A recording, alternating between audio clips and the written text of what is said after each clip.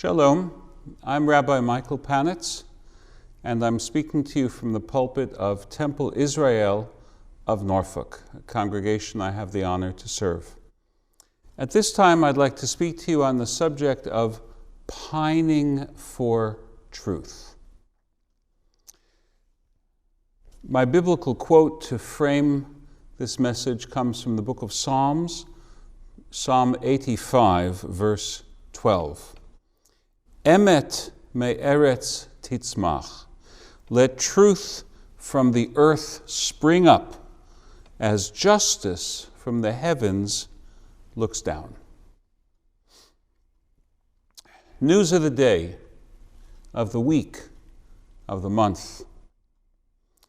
On one continent, a country invades its neighbor and calls its war-fighting force peacekeepers. On another continent, a former leader lauds that lie as an act of genius. Likewise, on that second continent, a violent insurrection played out before a television audience of tens of millions is relabeled as a speech act. Alternately, the violence of the insurrectionists is blamed on anyone but the actual perpetrators. On a third continent, a country actively committing genocide hosts sporting events ostensibly dedicated to world peace. And a country banned from attending on account of its cheating openly skirts the ban by having its national athletes represent its Olympic Committee instead of the country itself. Actions that barely get a shrug from the rest of the world. On a fourth continent, the leader of a country leads a disinformation campaign against COVID vaccines, claiming, with no basis in fact, that they increase the risk of contracting AIDS. Truth is taking more body blows these days than even Neo when pummeled by Agent Smith in the subway fight scene from The Matrix. The news calls to mind a quote. Quote, "In a time of deceit, telling the truth is a revolutionary act." The quote is loosely based on a statement by George Orwell, although he did not write those exact words, but the thought itself is worth pondering, whoever may have first coined it.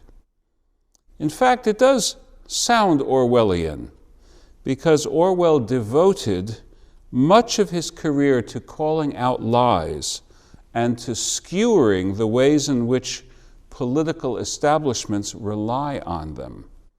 The three slogans of the party in power in his novel 1984 are a credo of falsehood. War is peace. Freedom is slavery. Ignorance is strength. The reason I want to share the quotation about truth with you is that it connects with a powerful Jewish statement from the Zohar, the most important work of Jewish mysticism. The Jewish text is part of the Zohar commentary on the part of the Bible that we're reading this week, beginning with Exodus chapter 35. The passage that I'm about to recite for you has played an important role in Jewish spirituality. It is now part of the standard Sabbath morning liturgy. We recite it when we're standing right there, right in front of the ark, with the ark open, and we are prepared to take out the Torah scroll. Surely one of the most dramatic moments in our public worship. Ana avda de kudsha berichu. I serve the Holy Blessed One, before whom and before whose Torah I bow at all times. Not in man do I place my trust, nor upon any intermediary do I rely, but only upon the God of heaven, who is the God of truth, and whose Torah is truth, and whose prophets are prophets of truth, and who abounds in deeds of goodness and truth.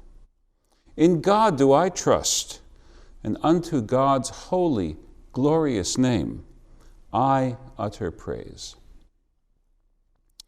These words have echoed in my soul since childhood. My father, of blessed memory, leading Shabbat worship services, would recite that prayer not in the original Aramaic, but in English. Certainly a deliberate choice in a prayer service mostly conducted in the original languages. He spoke with the rhetorical emphases of rabbis of his generation, and the Temple Israel congregants of long standing will remember similar intonations in our own first rabbi, Rabbi Goldman's speech. From my father's lips, the prayer sounded a little bit like this: Who is the God of truth, and whose Torah is the Torah of truth, and whose prophets are the prophets of truth, and who aboundeth in deeds of goodness and truth. In him do we trust. We need those words today. Judaism is about standing for truth. Judaism tells us, don't be silent now. Speak up. Call out falsehood. Take the consequences of speaking the truth, because the consequences of not speaking will poison your soul. In the psalm text I cited at the very beginning of this message, the poet prays for truth to spring up from the ground.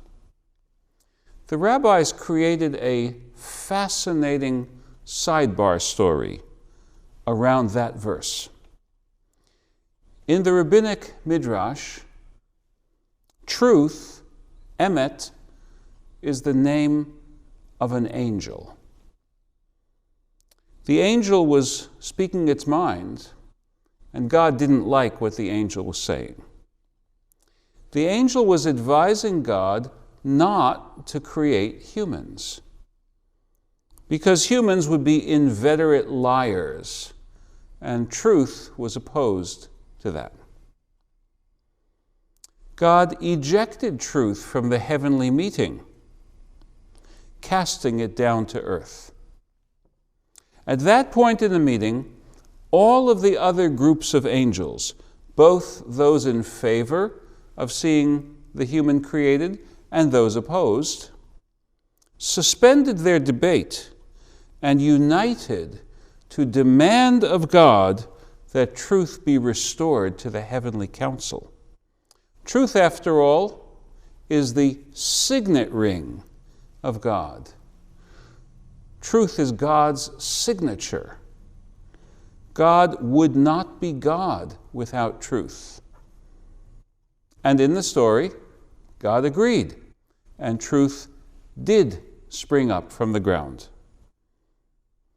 For God's sake, then, and for the world's sake, let's agree on what we can. Let's disagree on what we must. But let's not ever treat truth as dispensable in our partisan desires to get ahead. Let truth spring up from the ground to where it had been discarded. Let truth spring up. Amen.